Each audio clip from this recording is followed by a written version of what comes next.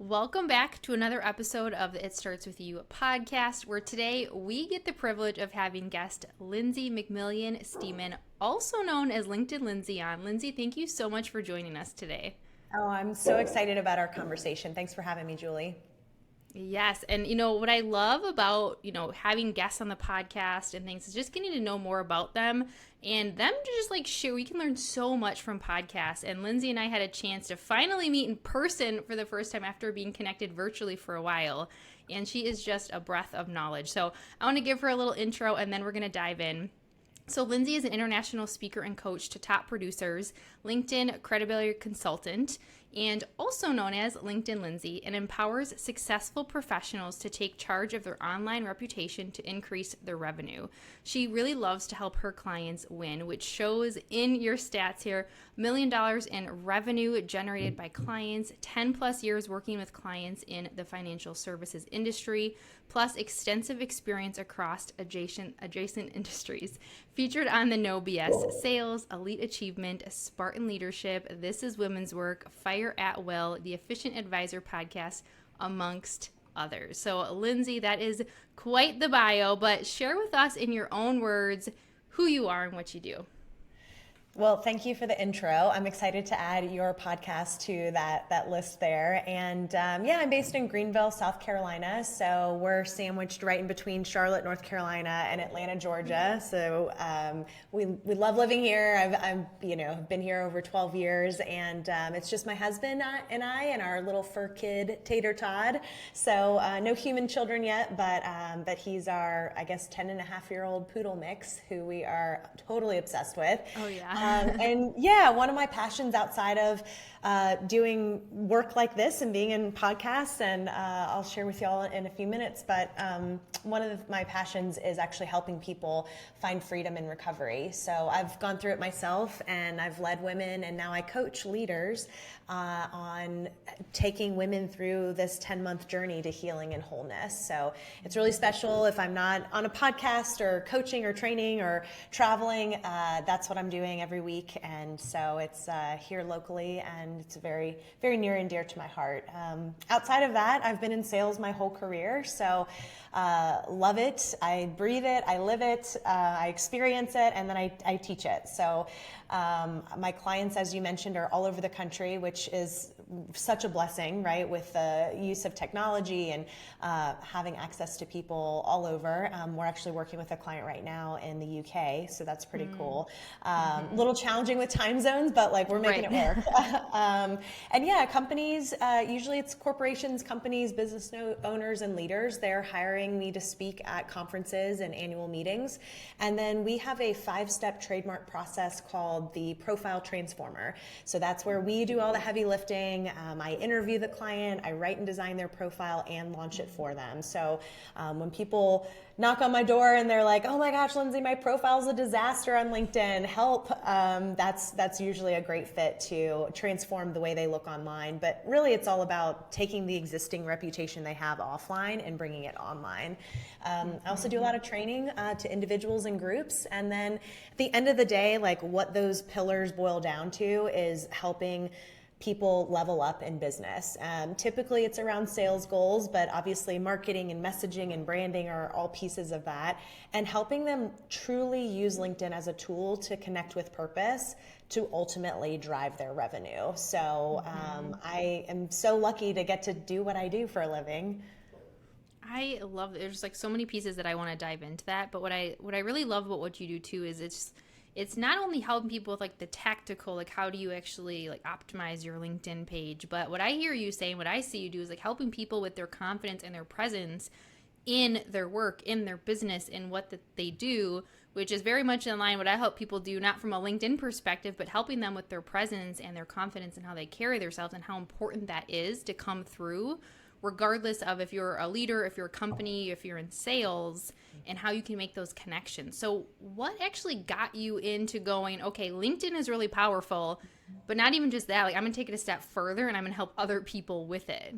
Yeah, I like to say I was a user first, but not in the bad sense. I've been a LinkedIn, member, and a lot of people don't realize, Julie, LinkedIn is actually older than Facebook. So it's been around for a very long time, and I used it as a tool in my tool belt when I was in sales in my first job out of college, and saw just so much success. I was living and working in the DC metro area, and you have one zip code in DC and you can hit up 50 plus potential clients. And so I really use LinkedIn as another way to leverage my time and connect with people when I didn't have an opportunity to meet them in person. So I saw all of the benefits, and then really, I mean, I've been an athlete my whole life, and so like teaching and leading and encouraging people it is really just kind of in my DNA, and now I get to do that as an adult for a living. So it's pretty special. What I always do tell people, though, Julie, is what I'm not. I'm not a social media expert, so I don't touch any other platform.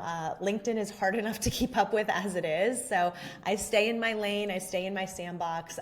But what you said, I really appreciate, and it's absolutely true. What I'm really focusing on is helping people expand their minds to using this tool, this platform, as an entry point for conversation, and really helping them, like you said, build that confidence so that the way they look is actually reflective of their credibility, right? The credibility consultant is kind of where that comes from, so that they can feel confident when they're reaching out to people or even attracting prospects or even talent if they're in leadership. And I just think it's interesting when I talk to people about, using LinkedIn. I absolutely love LinkedIn. It's done a lot for me and my business. It's created so many connections for me. And yet when I talk to people about it, sometimes they've got this sort of, filter over. They might have like stereotypes of who's on there or what it's used for. And I'll never forget, and I don't want to say this to offend anybody, but when I told somebody once about the power of using it for growing their business, and they said, when I think of LinkedIn, I think of old, white, stuffy men in suits. Like, word for word is what she said. And so we had to have a whole conversation about whatever your filter is that you've put on of what LinkedIn is and who's on there. Like, we almost have to break that down with people. So I'm curious, what do you hear? What resistance do you hear from people about actually growing on LinkedIn? Yeah, so I don't hear that as frequently as I used to, but that has certainly, I've been doing this for over a decade. And so, yes, I've heard that excuse or that thought process before. But something else that I hear less and less now, but used to come up more often is, oh, well, LinkedIn's just for people looking for a job. Oh, my friend, no, it's not. It is a place. I like to think of it as a 21st century Rolodex, right? So for those of us who maybe don't even know what a Rolodex is, right? I know your listeners vary in age, but it's this like kind of flip coin thing that sits on your desk where you collect all of your business cards. And, instead of getting that business card and the moment it hits your fingers, it's out of date because that person gets a new job, they get promoted, they change their cell phone, they change their email address, whatever the case may be, you can leverage LinkedIn as a 21st century version of that, because everything that's happening in people's professional lives is getting updated immediately on LinkedIn. So it's not only up to date, but it's also real time. So I don't know about you, Julie, but I can only manage so many relationships in my head at one time. So I also use LinkedIn as a place to help me stay connected with and top of mind with people who are important to me, and people who I don't even know yet that I would like to have a conversation with or like to meet. So yeah, those are just a couple of things that I hear. Yeah, I'll stop there because I could keep going on, but I know you've got other questions. It is interesting though, right? Just like these different perceptions, and it's good to hear that you're hearing less of that. I think it is, people are seeing the benefit of it more, especially with just like the, with engagement and retention companies and people looking for new opportunities, people realizing as they're growing their business, the impact of growing that network. So I'm glad to hear, hopefully that's keeping you busy, right? What are some of the things that you see people, so kind of getting over that first hurdle of them using it, what do you see people struggle with when they start to really build their brand and their presence on LinkedIn? Yeah, I would say, and I don't say this in a shaming way. I think it's okay and it's natural and human nature, especially if you're using something or on something that you're not familiar with. But what I see people struggle with is focusing on the right things. They're focusing on the wrong things first. Okay, so here are just two simple examples. Being that I work with a lot of sales professionals and even business owners who have a sales hat that they wear, they're so exclusively focused on lead generation. Lindsey, I got to get 1,000 leads by tomorrow, right? I'm being a little facetious here, but they're so focused on lead generation when they really need to be focused on nurturing their network and bringing value to their network. They have to remember, and I want to encourage your listeners that we have to remember that these are people, these are human beings on this tool, not robots. Now, I say this, and yes, are there a lot of companies out there that provide automation tools? So for example, if I'm in sales and I want to build a big pipeline, I might engage in a software company that can plug into LinkedIn and help me with that initial outreach.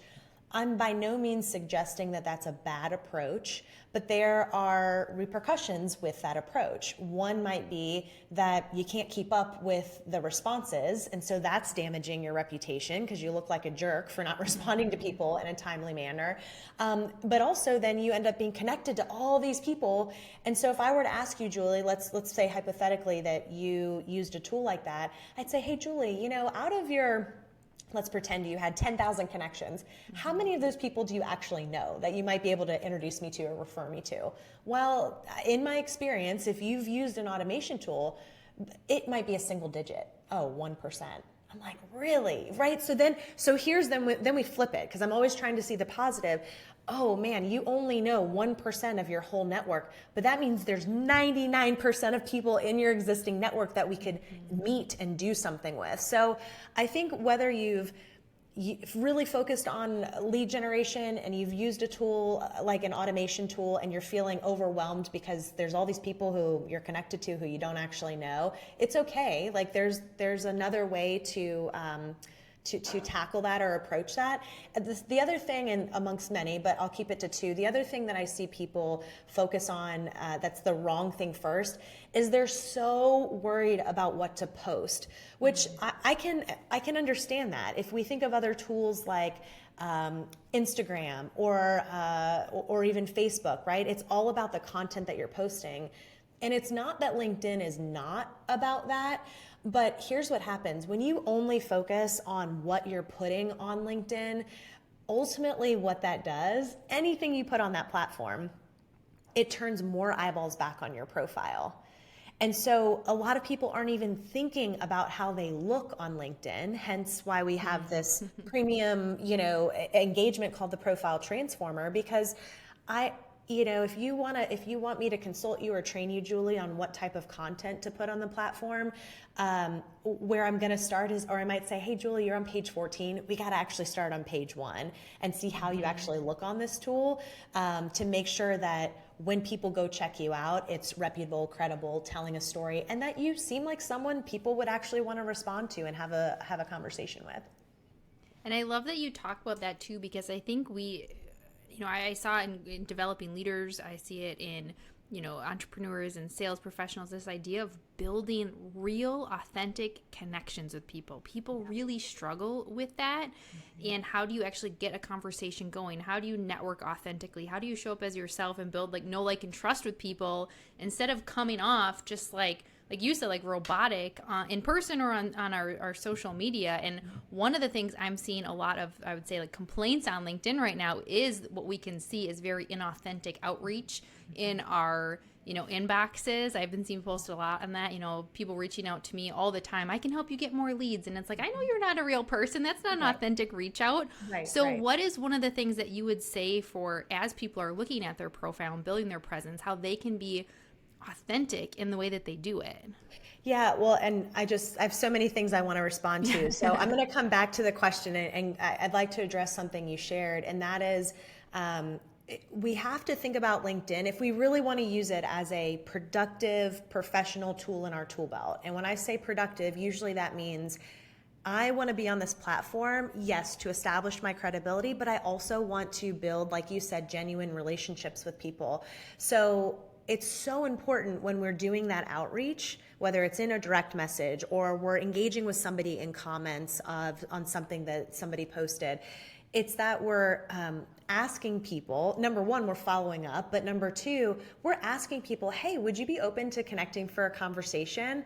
You know, I like knowing the people in my network so I can understand how to be a better resource to them and how we can network with each other. So I think it's a good reminder for us to think about when we're using LinkedIn, what is your actual purpose of being on there?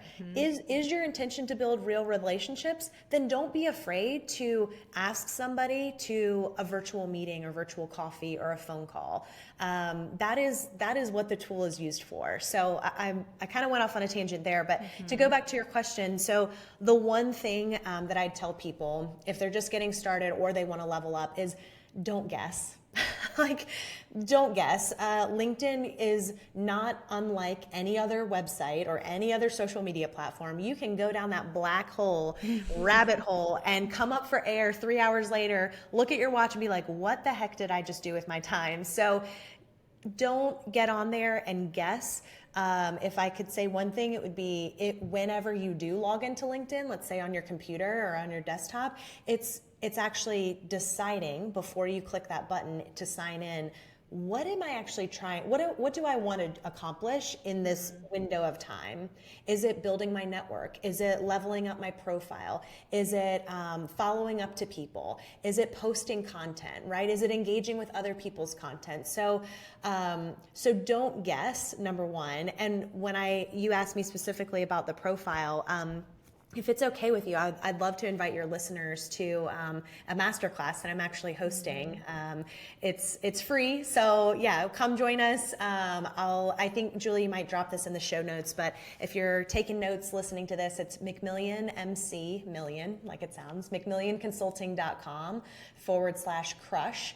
And we've got ongoing webinars where I'm actually hosting a free masterclass to help you level up on LinkedIn so you don't have to guess. So I'm giving you examples of other people who have gone before you, and you can take those nuggets and apply them to your own business or your own role in your career. And then also actually explaining the things that you have to take into consideration when you're building out your presence. Taking out the guesswork, I think hopefully that's just an encouragement to people that you don't have to wing it when you get on there. That's amazing. Yeah, so if you are listening to this, I want you to pause this episode and check out the show notes, or we'll be sure we have it linked, and sign up, because you can get Lindsey and her team giving you this free masterclass, free content that can create so much opportunity for you. So thank you for sharing that with us. We'll make sure that we link that and check that out so that you can really work on building your presence. And again, whether you're listening to this and you're a corporate leader and you really want to look at how do I build my presence so that maybe if I want to level up and get to a next role, maybe I want to look at a new company. If you're a company and you're listening and you're thinking, wow, how could we really elevate our presence and our brand on LinkedIn so that we can attract in talent? If you're, an entrepreneur or a business owner, obviously, sales, all of that. We all can, I'm also biased because I do love LinkedIn, and I know you are. We can all benefit from working on our presence on LinkedIn. And I think, just from a lot of things that I hear, just almost rewiring our brains and how we think about it. And I love that tip that you shared of if we're on there to build real connections, build those connections. Yeah, be human, be real. Yes. Ask people about how they're doing, just like you would do if you were standing next to them. Mm-hmm. Absolutely. I love I love alliteration because I think it helps our goldfish brains remember ideas. But I came up with this model called A², and it's authentic authority. So how are you building authentic authority? I love that you use that word. It reminded me to share this because again, your job when you're using LinkedIn, whether it's through your profile or engaging with people in direct messages and posting content, your job is to represent yourself and your company and your team the way that people would experience it in real life.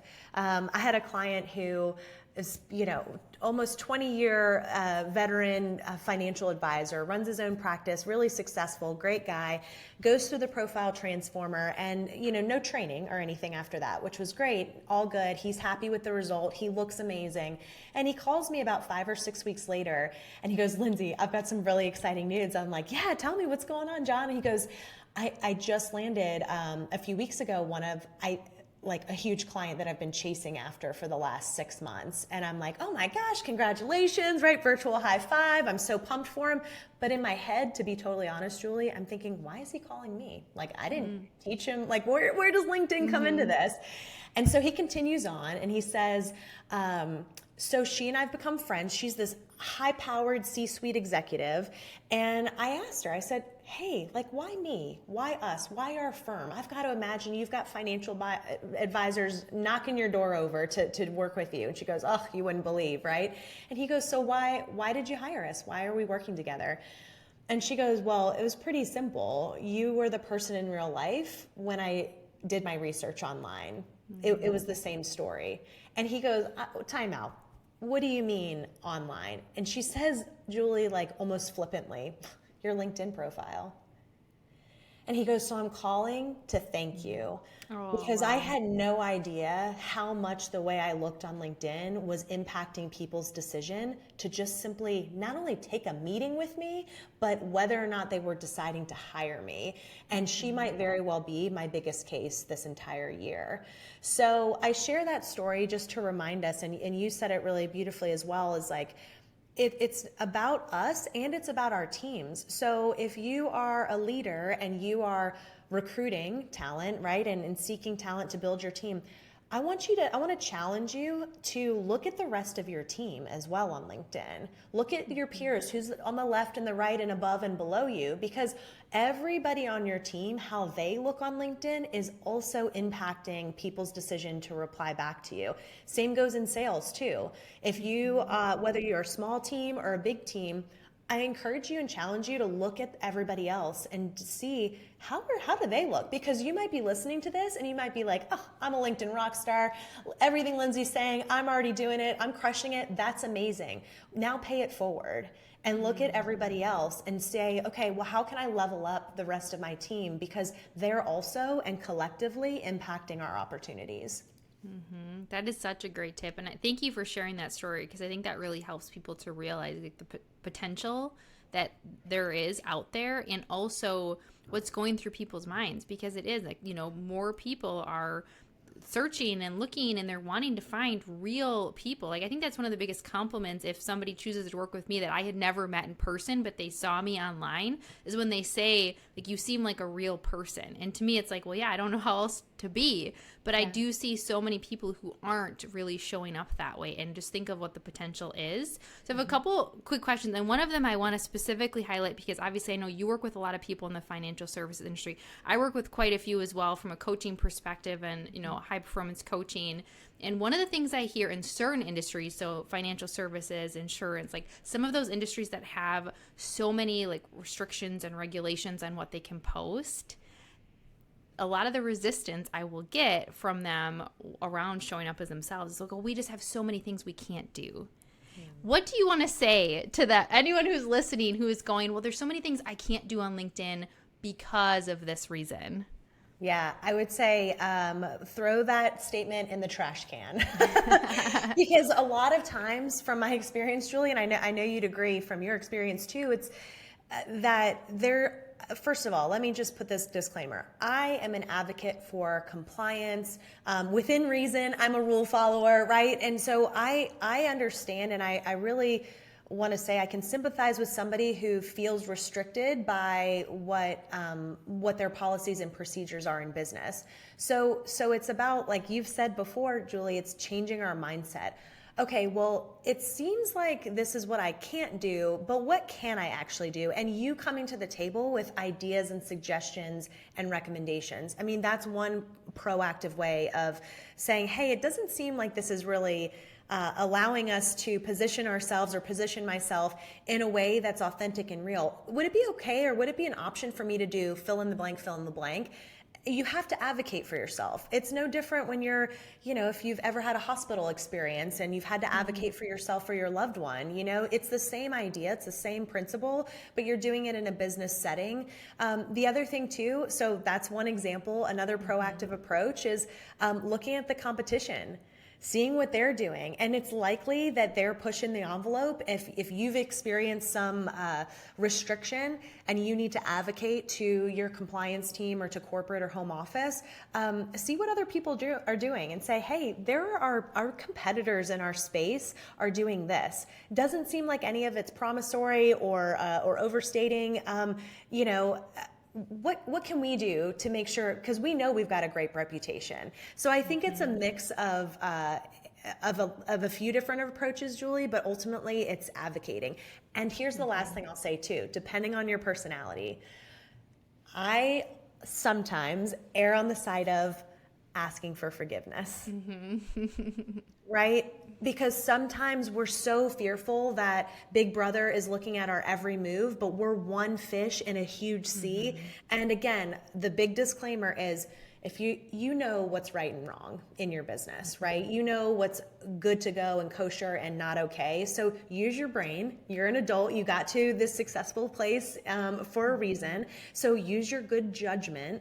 And if you're posting something about, your family and using financial services as an example, and you want to tie in that human, authentic piece of content into education funding or legacy planning, that's a beautiful tie-in. So it's not just, hey, here's my family and this is what we ate for breakfast. It's no, here's my family on a trip because we've been planning and saving for this, and this is what we help our clients do. So it's tying that content in together. I love that. And thank you for sharing that. And so all of you, I'm looking at you, who have said, I can't do this because, I want you to listen back to that, because I think there's a lot more that you can do. Not even I think. There is a lot more that you can do than you probably are doing. Okay, what would you say is one of the best value add tools on LinkedIn, but maybe one of the most underused? Okay, so we have to always put the warning that this is as of the production and launch and release of this episode, because LinkedIn changes all of the time. That's so true. If you had asked me this a few weeks ago, I would have said the profile video feature. And I'm so sad that LinkedIn took that feature away, but that just means did they just take that away? Yeah, they did. Because mine was just on there. Yeah, so if you already had your profile video on there, it's still there. Okay, but if you didn't use that feature, you no longer have that feature accessible anymore. Okay, but you know what that I know, right? So what that means though, Julie, is that if enough squeaky wheels, right, raise their hand, they're like, hey, we want that thing back. LinkedIn listens. Years and years ago, LinkedIn took away the ability to export your first degree connections, and people flipped out. And guess what? LinkedIn brought the feature back. Okay. So if there are enough squeaky wheels, there is a little button at the bottom of a LinkedIn page called feedback. Give them feedback, right? Tell them that you wish this feature was still there. But what I was just going to say is, even if that feature, that specific tool doesn't come back, that just means LinkedIn's working on something else that's pretty special for us to use. So here's what I'll say is, one of the most underutilized features of LinkedIn that I know still exists today as of the release of this episode is what I'm calling the featured URL. So a lot of people are not even aware of this, because it's a part of it's a I guess child to a parent feature called creator mode. And so LinkedIn tells you, hey, with creator mode, you get the ability to use a newsletter, turn your connect button to a follow button, add hashtags. We reorder some of the content on your profile. Cool, great, LinkedIn. But you know what they don't tell you? They don't tell you that you also get access to, again, what I'm calling the featured URL. Sometimes I'll see people include the featured URL, but they won't actually type over the words or a call to action. So for example, I'll use my profile as an example. When you land on my LinkedIn profile, shortly below my profile picture, you will see free guide top 10 ... So that will take you to one of my free guides, Top 10 Ways to Stand Out on LinkedIn. But what I've done is I've actually added the text to pique your curiosity, right? So if you, again, are a business leader in sales, recruiter, whatever the case may be, and you have another example is a scheduler link, a calendar link, you can use the featured URL so that people can get in your calendar. Hey, book a call with me here.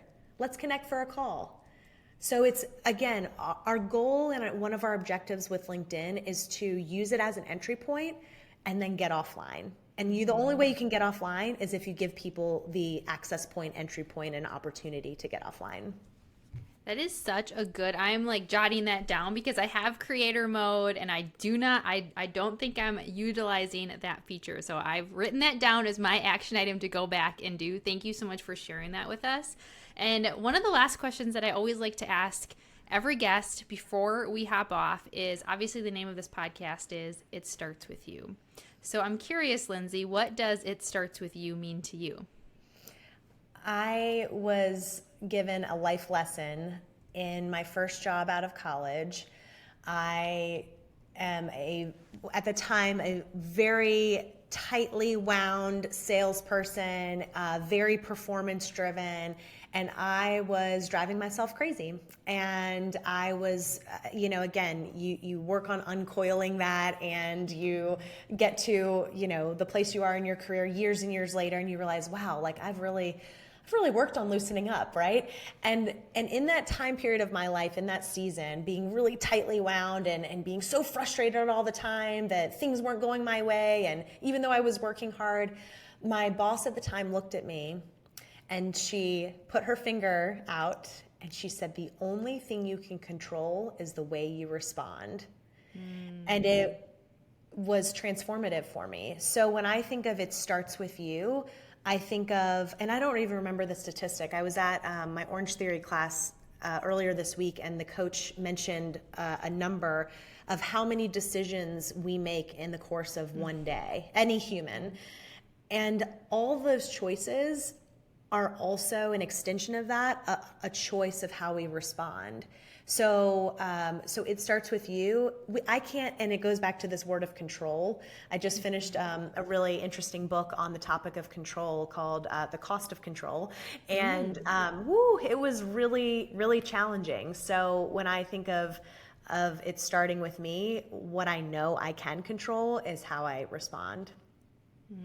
What a beautiful answer. Thank you so much for sharing that. So the cost of control, I'm jotting that down as well. And what a great lesson that you've carried with you from early in your career, that we can only control us, and think of if we carry that around and make choices aligned to who we are and what we want and how we're responding, that ripple effect. So thank you for that. I love hearing everybody's answer to that. And thank you so much for being on here and for sharing your story and about LinkedIn, all of these tips. I know that they're going to be beneficial. So before we hop off, share with us again really quick what you have going on and how people can find you and connect with you.